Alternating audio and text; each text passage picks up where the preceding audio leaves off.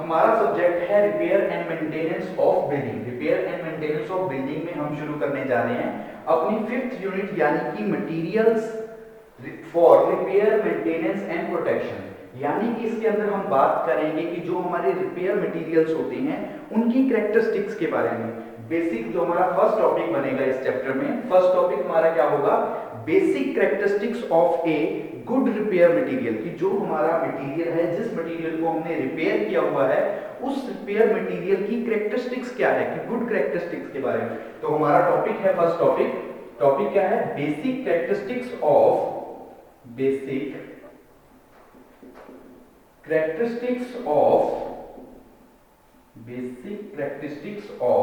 a good repair material of a good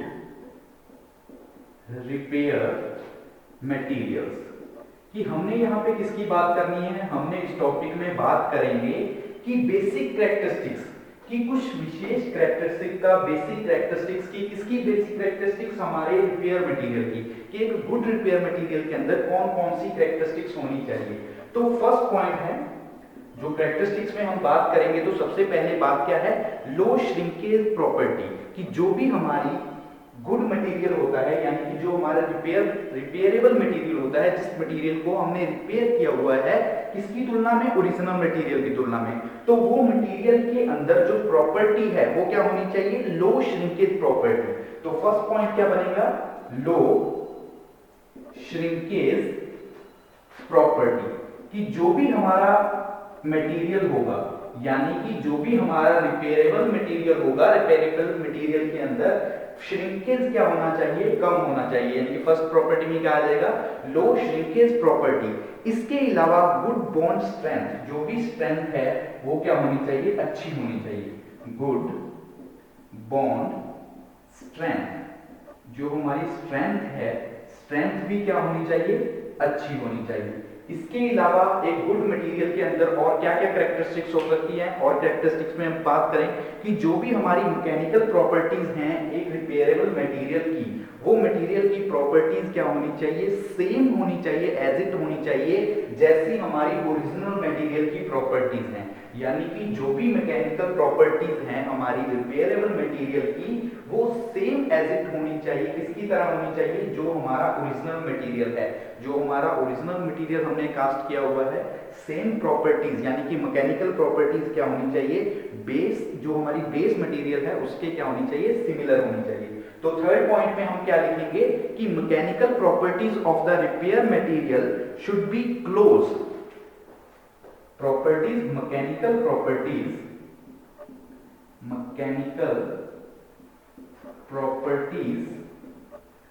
of the repair material. कि जो भी हमारा रिपेयर मटेरियल है उसकी प्रॉपर्टीज क्या होनी चाहिए, सेम होनी चाहिए या वेरी क्लोज, बिल्कुल क्लोज होनी चाहिए, किसके, जो हमारी बेस मटेरियल है उसके बिल्कुल क्लोज। तो mechanical properties of the repair material should B very close to base material।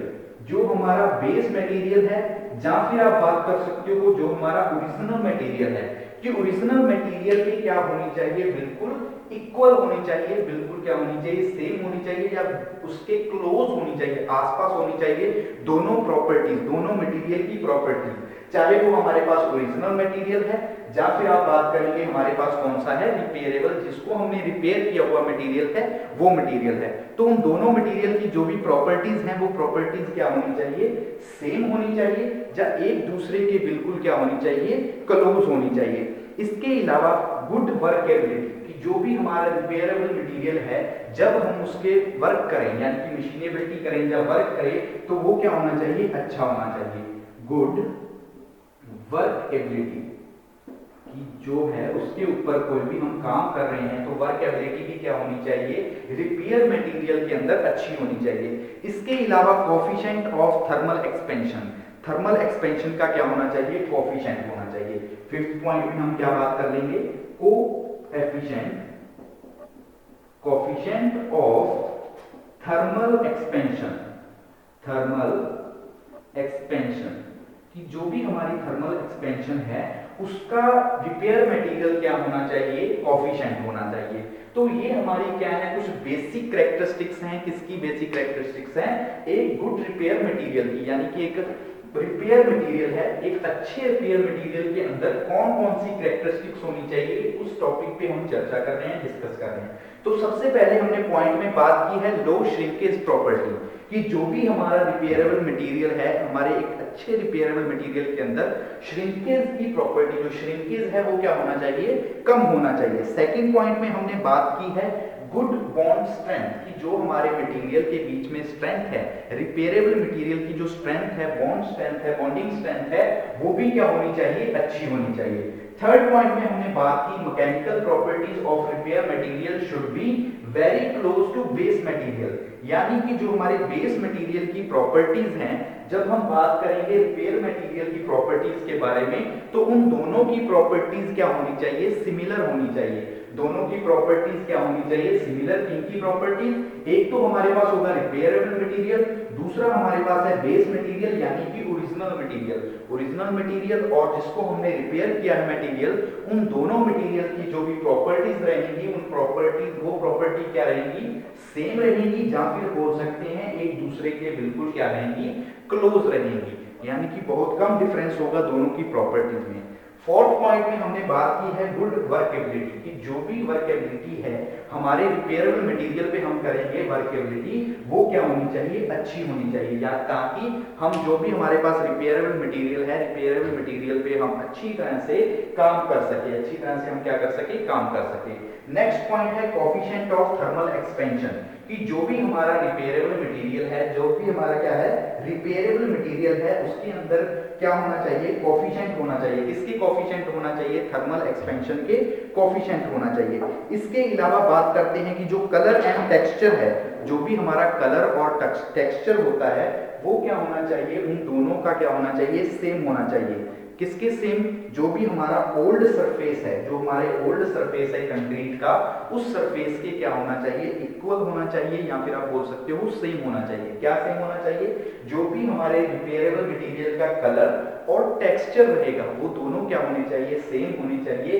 किसके सेम होने चाहिए? हमारे रिपेयरेबल मटेरियल जो टेक्सचर और कलर है वो सेम होना चाहिए। किसके सेम होना चाहिए? हमारे ओल्ड मटेरियल के, यानी कि जो हमारा ओल्ड मटेरियल है उस मटेरियल के सेम होने चाहिए कलर और टेक्सचर हमारे रिपेयरेबल मटेरियल के। इसके अलावा इसके अंदर हार्डनिंग प्रॉपर्टी होनी चाहिए, यानी कि जो रिपेयरेबल मटेरियल है, जब हम इसको रिपेयर करेंगे, एक तो है कि जब हमारे पास ओरिजिनल है, यानी कि बेस मेटल है, ओरिजिनल मटेरियल है, तो उसके अंदर प्रॉपर्टी होगी, हाई स्ट्रेंथ होगी।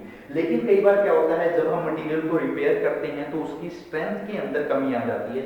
तो वही पॉइंट है कि एक गुड मटेरियल के अंदर, यानी कि गुड रिपेयर मटेरियल के अंदर प्रॉपर्टी होनी चाहिए कि उसके अंदर हार्डनेस होनी चाहिए, पूरी हार्डनिंग प्रॉपर्टी होनी चाहिए।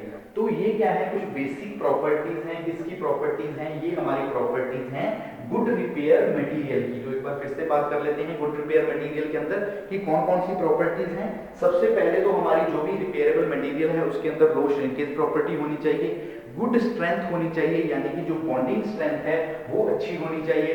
थर्ड पॉइंट में हमने बात की जो मैकेनिकल प्रॉपर्टीज हैं हमारी रिपेयरेबल मटेरियल की, वो मैकेनिकल प्रॉपर्टीज क्या होनी चाहिए, सेम होनी चाहिए जैसी हमारी ओरिजिनल मटेरियल, या फिर आप बात कर सकते हो हमारी बेस मटेरियल की प्रॉपर्टीज है। तो उन दोनों मटेरियल की, रिपेयर मटेरियल और बेस मटेरियल की प्रॉपर्टीज इक्वल होनी चाहिए, सेम होनी चाहिए, या फिर एक दूसरे के वेरी क्लोज होनी चाहिए। फोर्थ पॉइंट में हमने बात की गुड वर्केबिलिटी की, अच्छी वर्केबिलिटी होनी चाहिए हमारे रिपेयर मटेरियल की। फिफ्थ पॉइंट में हमने बात की कोफिशिएंट ऑफ थर्मल एक्सपेंशन, कि जो भी हमारा रिपेयरेबल मटेरियल है उसके अंदर वो कोफिशिएंट होना चाहिए। किसके कोफिशिएंट होना चाहिए? थर्मल एक्सपेंशन के कोफिशिएंट होना चाहिए।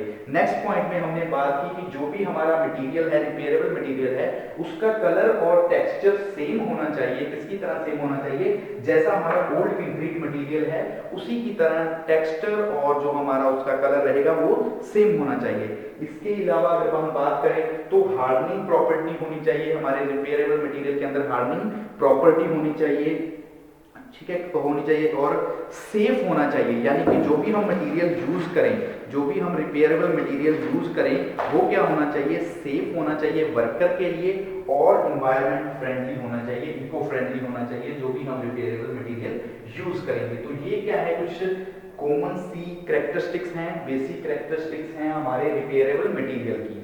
नेक्स्ट आगे हम बात करते हैं हमारे नेक्स्ट टॉपिक के बारे में, compatibility aspects of repair material, कि जो हमारा रिपेयर मटेरियल है उसकी कंपैटिबिलिटी के बारे में हम बात करते हैं नेक्स्ट टॉपिक में।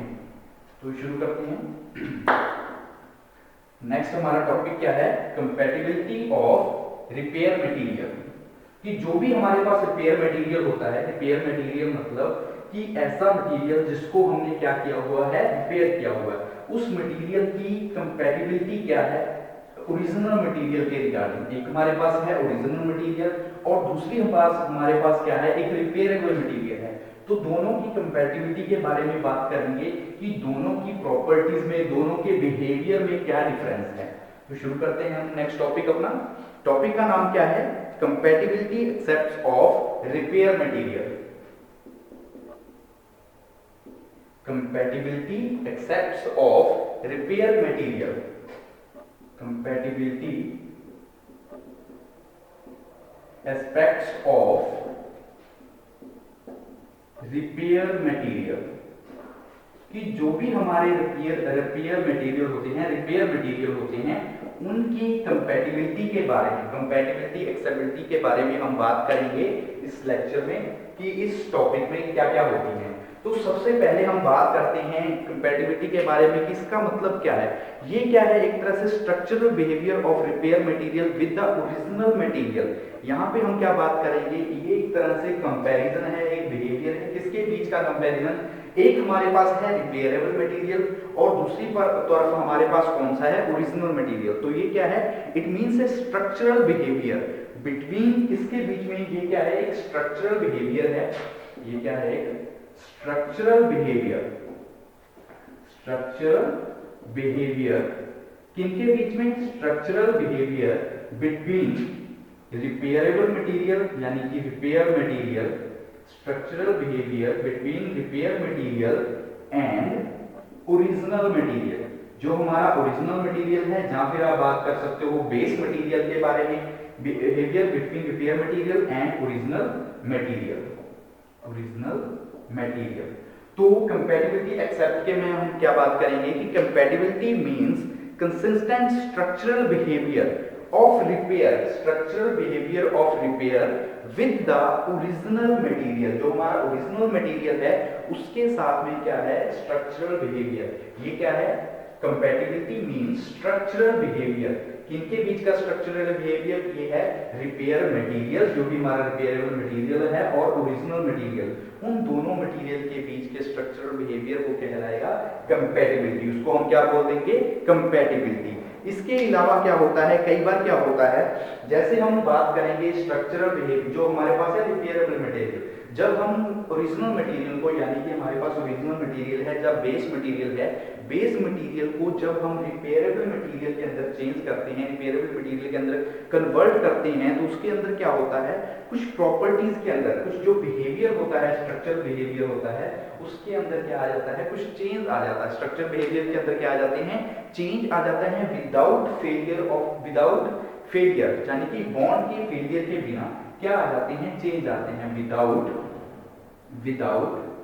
Bond failure. बॉन्ड फेलियर हुए बिना क्या आ जाते हैं, दोनों के बीच में क्या आ जाते हैं, डिफरेंस आ जाते हैं। जैसे कि repair material and original material, building material having the same properties, कि दोनों की प्रॉपर्टीज सेम होती है। एंड आफ्टर रिपेयर के बाद the material behaves as monolithic, वो किस तरह से बिहेव करते हैं, वो बिहेव करते हैं मोनोलिथिक।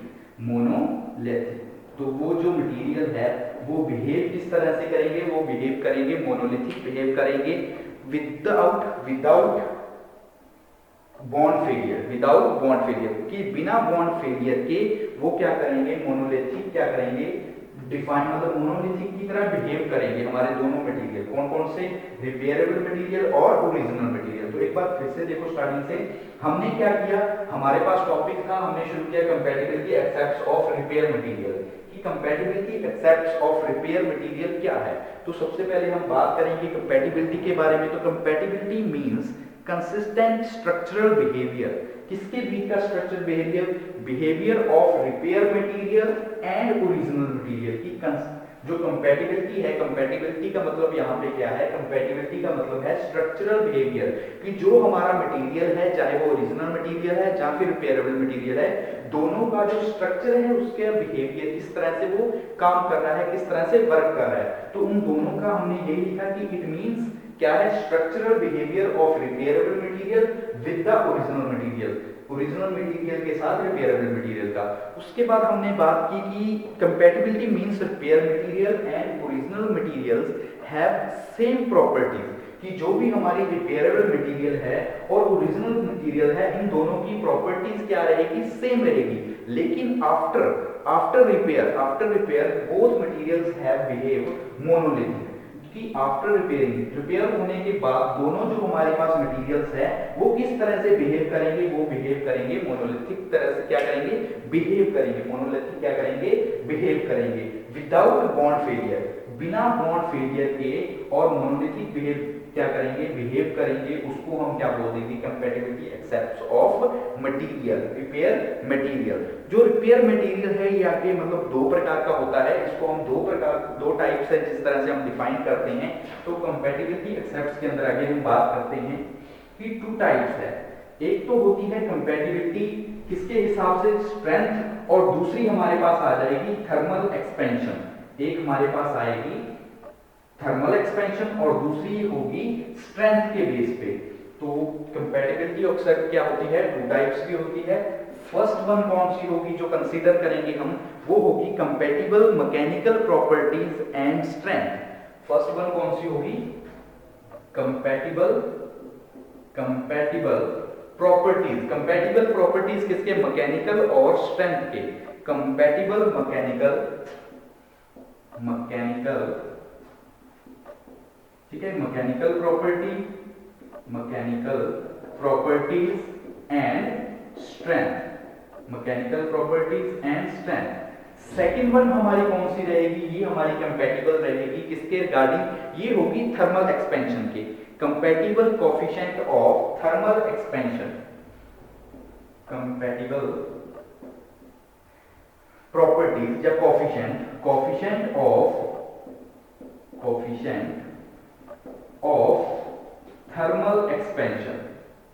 थर्मल एक्सपेंशन, तो ये क्या है, दो तरीके हैं जिन तरीकों से हम क्या करेंगे, compatibility accepts for repair material को आगे डिफाइन करेंगे। इन दोनों के बारे में हम बात करेंगे कि compatible mechanical properties and strength के बारे में, compatible coefficient of thermal expansion के बारे में। तो सबसे पहले हम बात करते हैं हमारी कंपैटिबल मैकेनिकल प्रॉपर्टीज या फिर आप बोल सकते हो स्ट्रेंथ के बारे में, कि ये क्या होती है, किस तरह से है। तो शुरू करते हैं हम कंपैटिबल मेंस के बारे में, या इसके बारे में बात करते हैं। तो क्या है, the repair material should have compatible mechanical properties, कि हमारा जो भी मटेरियल होता है, रिपेयरेबल मटेरियल होता है, उनके अंदर क्या होती है, कुछ प्रॉपर्टीज होती है, यानी कि स्ट्रेंथ प्रॉपर्टी, जो भी हमारी स्ट्रेंथ रहती है विद द बेस मटेरियल, जो भी हमारी प्रॉपर्टी होती है यानी कि मैकेनिकल प्रॉपर्टीज होती है, वो सिमिलर होती है रिपेयरेबल मटेरियल की और हमारे बेस मटेरियल की। लेकिन जब हम स्ट्रेसेस और स्ट्रेन का यूज करते हैं, यानी कि जब हमारे रिपेयरेबल मटेरियल पे स्ट्रेस और स्ट्रेन का फ्लो होता है, क्या होता है, स्ट्रेसेस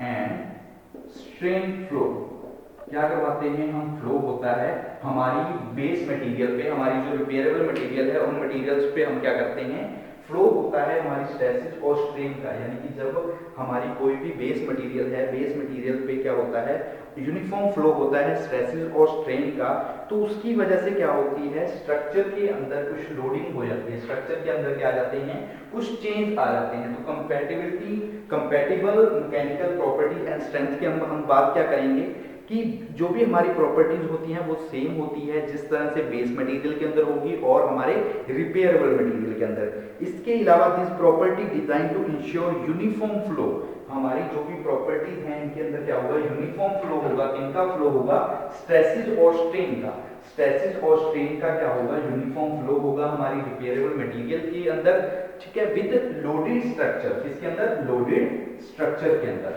लोडेड स्ट्रक्चर, मतलब कि अगर हम ओरिजिनल मटेरियल के रूप में, अगर हम क्या है, ओरिजिनल मटेरियल के तौर पे M15 ग्रेड का यूज कर रही हैं स्ट्रक्चर के रूप में, कंक्रीट के रूप में हम किसका यूज कर रही हैं, M15 ग्रेड का यूज कर रही हैं ओरिजिनल मटेरियल के रिगार्डिंग, या फिर आप बात कर सकते हो बेस मटेरियल के रिगार्डिंग। तो उसी प्रकार जब हम रिपेयरेबल मटेरियल के अंदर यूज करेंगे, रिपेयर मटेरियल के अंदर यूज करेंगे कंक्रीट का, तो वो कंक्रीट भी क्या होनी चाहिए, सेम ग्रेड की, यानी कि M15 ग्रेड, M15 ग्रेड की होनी चाहिए हमारी, क्या होनी चाहिए, जो भी हम कंक्रीट यूज करेंगे स्ट्रक्चर के अंदर, जो भी कंक्रीट यूज करेंगे वो M15 के आसपास होना चाहिए, ना तो M15 से कम होना चाहिए और ना ही M15 से ज्यादा होना चाहिए। यानी कि प्रॉपर स्ट्रेंथ होनी चाहिए हमारे जो भी ओरिजिनल मटेरियल है और जो हमने रिपेयर किया है मटेरियल, उन दोनों की स्ट्रेंथ के अंदर। तो कंपैटिबल मैकेनिकल प्रॉपर्टीज और मैकेनिकल प्रॉपर्टीज या फिर स्ट्रेंथ के अंदर हमने क्या बात की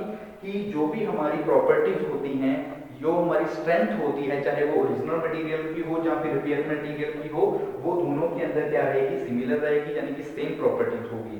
हम क्या करेंगे, यूनिफॉर्म फ्लो होगा, यूनिफॉर्म फ्लो होगा, किसका फ्लो होगा, स्ट्रेसेस और स्ट्रेन का यूनिफॉर्म फ्लो होगा लोडेड स्ट्रक्चर के ऊपर। फॉर एग्जांपल जैसे हम यूज कर लेते हैं कि मान लीजिए हमारे पास एक ओरिजिनल स्ट्रक्चर है, ओरिजिनल स्ट्रक्चर के अंदर हम क्या यूज कर रहे हैं, M15 ग्रेड का यूज कर रहे हैं कंक्रीट के रूप में।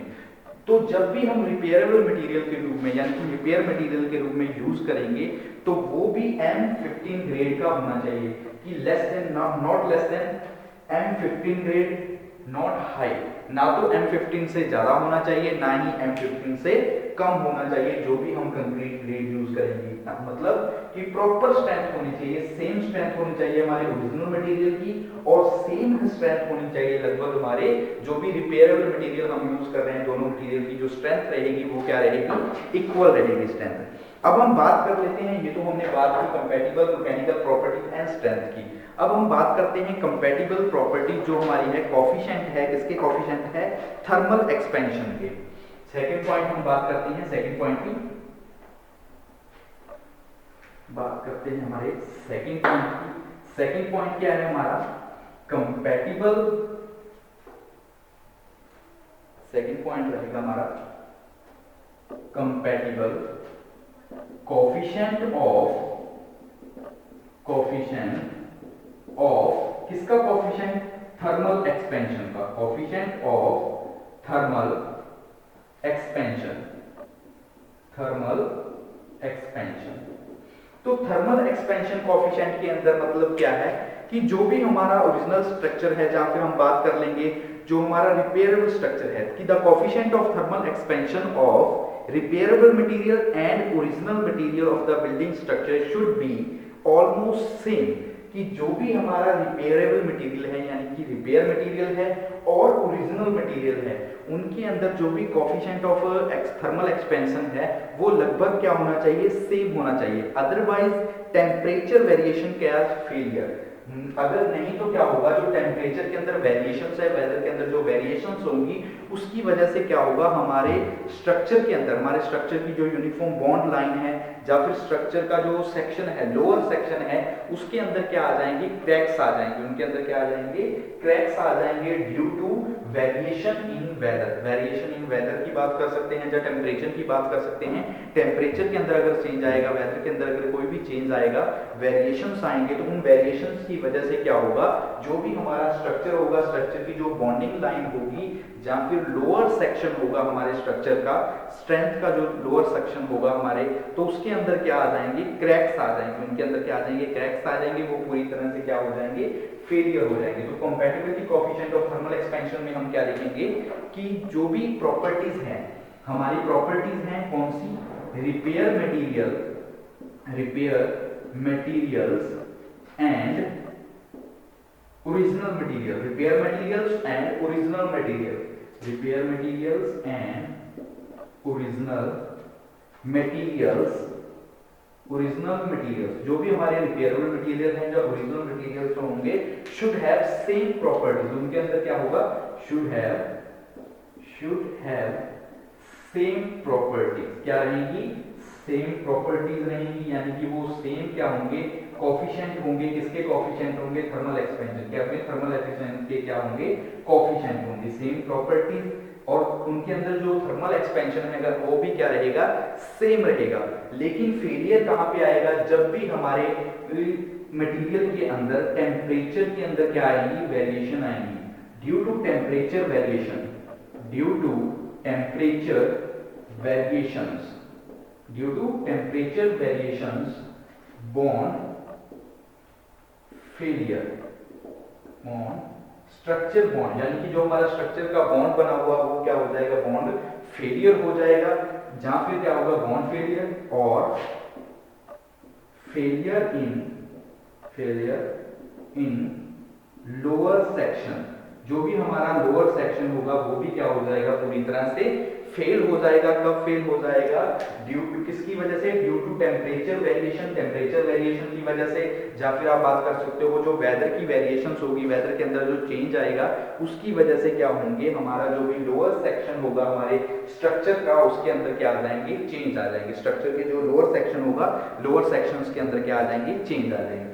तो एक बार फिर से देख लो, हमने शुरू किया टॉपिक, सबसे पहले हमने बात की basic characteristics of a good repairable material की। जो भी हमारा गुड रिपेयरेबल मटेरियल है, रिपेयरेबल मटेरियल के अंदर कौन कौन सी प्रॉपर्टीज होती हैं, ठीक है, कौन कौन सी प्रॉपर्टीज, यहाँ फिर आप बात कर सकते हो बेसिक कैरेक्टरिस्टिक की जो भी हमारा रिपेयरेबल मटेरियल है, एक अच्छा रिपेयरेबल मटेरियल वो किस तरह का होना चाहिए। तो हमने बात की लो श्रिंकेज प्रॉपर्टी की, उसके अंदर लो श्रिंकेज होनी चाहिए। इसके अलावा क्या होना चाहिए, अच्छी क्वालिटी अच्छी होनी चाहिए, वर्केबिलिटी अच्छी होनी चाहिए, जो बॉन्डिंग स्ट्रेंथ है वो भी एक अच्छी बॉन्डिंग स्ट्रेंथ होनी चाहिए, कोफिशिएंट होना चाहिए, थर्मल एक्सपेंशन का कोफिशिएंट होना चाहिए। वर्किंग के लिए जो भी वर्कर उसको यूज करेगा, वर्कर उस पर काम करेगा तो उसके लिए क्या होना चाहिए, सेफ होना चाहिए, इको फ्रेंडली होना चाहिए और हार्डनिंग प्रॉपर्टी होनी चाहिए हमारे गुड रिपेयरेबल मटेरियल के अंदर। नेक्स्ट टॉपिक में हमने बात की जो कंपैटिबिलिटी एक्सेप्ट्स है हमारे रिपेयरेबल मटेरियल के, कि कंपैटिबिलिटी एक्सेप्ट्स क्या है हमारे रिपेयरेबल मटेरियल की। तो हमने बात की रिपेयरेबल मटेरियल के अंदर की जो भी मटेरियल के अंदर प्रॉपर्टीज हैं, चाहे वो ओरिजिनल मटेरियल है या फिर हम बात करते हैं रिपेयर मटेरियल की, तो वो प्रॉपर्टीज क्या रहती हैं, ऑलमोस्ट सेम रहती है। उनका बिहेव क्या करता है, जो स्ट्रक्चरल बिहेव है वो सेम रहता है। लेकिन कई बार क्या होता है, जब आफ्टर रिपेयरिंग यानी कि हम रिपेयरिंग करते हैं तो बोथ प्रॉपर्टीज है मोनोलिथिक, यानी कि दोनों प्रॉपर्टीज क्या हो जाती हैं, मोनोलिथिक प्रॉपर्टीज में क्या हो जाती है, चेंज हो जाती है without failure, without bond failure, यानी कि उनके बीच का बॉन्ड फेलियर हुए बिना उन प्रॉपर्टीज वो चेंज हो जाती है मोनोलिथिक प्रॉपर्टीज के अंदर। फिर हमने बात की कंपैटिबिलिटी ऑफ सेट्स पेयर दो प्रकार के होते हैं। फर्स्ट वन हमने बात की कंपैटिबिलिटी प्रॉपर्टीज है मैकेनिकल और स्ट्रेंथ के रिलेटिव। सेकंड हमने बात की coefficient compatibility coefficient of thermal expansion. तो फर्स्ट वन में हमने बात की कंपैटिबिलिटी के बारे में कि स्ट्रेसेस जब हम यूनिफॉर्म फ्लो करवाते हैं, स्ट्रेसेस और स्ट्रेन का यूनिफॉर्म फ्लो होता है, स्ट्रेसेस और स्ट्रेन का हमारे एक लोडेड स्ट्रक्चर के ऊपर, तो उस दौरान क्या होता है, कुछ प्रॉपर्टीज कुछ क्या होते हैं, चेंज होते हैं। लेकिन हमने क्या रखना है कंपैटिबिलिटी के अंदर, जो भी हमारी ओरिजिनल मटेरियल की स्ट्रेंथ है, ओरिजिनल मटेरियल की जो प्रॉपर्टीज है सेम एज इट हमने उनका यूज करना है हमारे रिपेयरेबल मटेरियल के रूप में। हमने किसमें यूज करना है, रिपेयरेबल मटेरियल के रूप में। तो वही हमने वहां पे यूज किया कि अगर हम M15 ग्रेड का यूज कर रहे हैं, कंक्रीट का यूज कर रहे हैं ओरिजिनल मटेरियल के रूप में स्ट्रक्चर के अंदर, तो हम सेम ग्रेड का यूज करेंगे रिपेयरेबल मटेरियल के रूप में।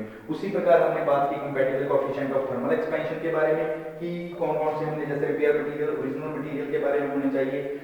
ये जो स्ट्रेसेस है, जो प्रॉपर्टीज है थर्मल एक्सपेंशन की, ये सेम रहेगी दोनों मटेरियल्स के अंदर। और ये चेंज किसकी वजह से आएगा, कई बार क्या होता है टेम्परेचर के चेंज की वजह से या वेदर के चेंज से हमारे अंदर क्या आ जाती है, जो भी हमारी स्ट्रक्चर के बॉन्ड होते हैं उनके अंदर फेलियर आ जाते हैं। जब लोअर सेक्शन होता है हमारे बॉन्ड का, उनमें क्या आ जाते हैं, फेलियर आ जाते हैं।